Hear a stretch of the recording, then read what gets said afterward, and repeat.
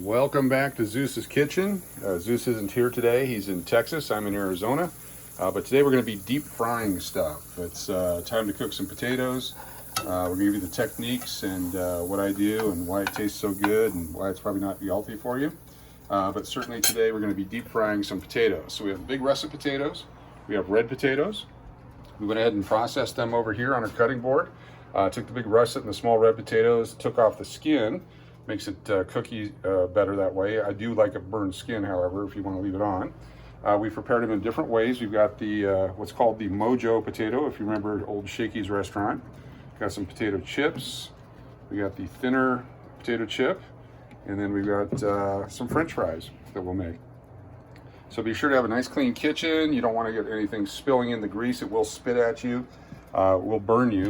Once you've washed your potatoes, you want to get the starch off of them. You soak them in water for a little bit. You want to dry them because you don't want them to spit at you with that water. Once you put the potato into the grease, you want to test 1 or 2, see how hot your grease is. Right now we're between 6 and 7, and there is a little bit of smoke coming up, but that might be from some spillage underneath. Flip it a couple of times, see how quickly it browns. The bubbling is fine. That's the moisture inside the potato cooking out. You don't want to leave it in there and get black unless you like it really crisp. And I'll take one of the French fries, put it in next to it. Then we'll dig over here and get one of the dried off mojos. Sometimes I'll dip these into like Bisquick or something and get them a coating on it. But that does mess up your oil, so I'm not going to do it here for this. So you can see the crispy brown chip. That was the red potato that we used the potato peeler to make the section that we're going to deep fry. A couple of those over there now. The French fry is out of the russet potato, and it's not too big, not too small.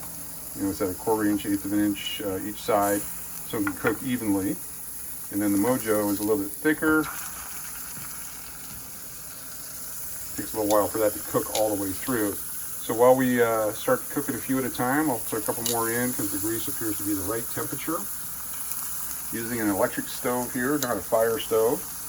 Don't recommend doing grease stuff like this on a fire stove because it can catch fire and that is dangerous. So put a couple more of the French fries in. See if we can grab another of the bigger potatoes. Just have a few cooking for you here at the same time. Cook it to your desired crispiness level. Sometimes I like them a little bit flimsy.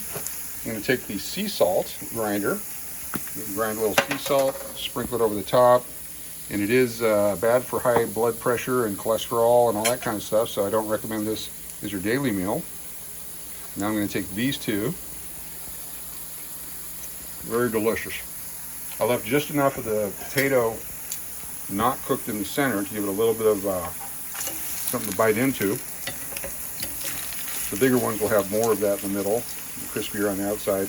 You don't want the grease too hot or it'll burn the outside before it gets to the middle. French fries do take a little bit longer to cook. I use olive oil because I was told somewhere along the line, or I made it up myself, that everything cooked in olive oil is good for you.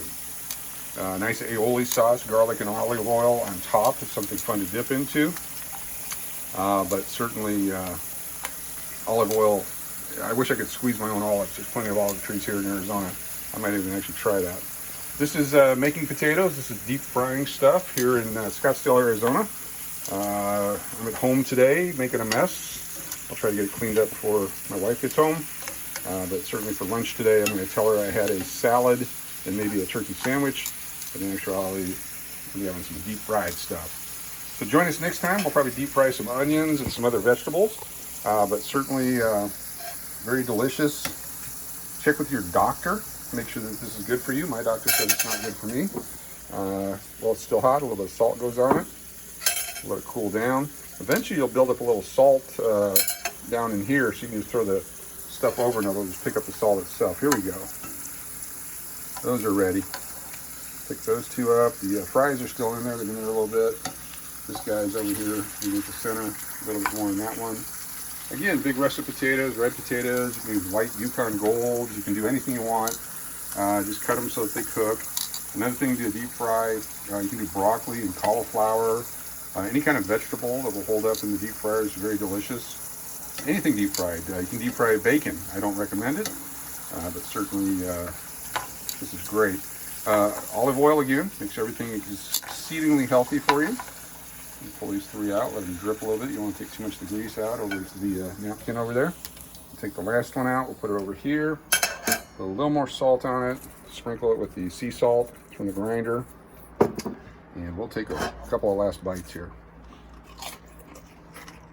Crunchy good. And this French fry, a little flimsy. It's definitely not In-N-Out burger quality, but it is delicious. All right, join us next time. And don't forget, use olive oil.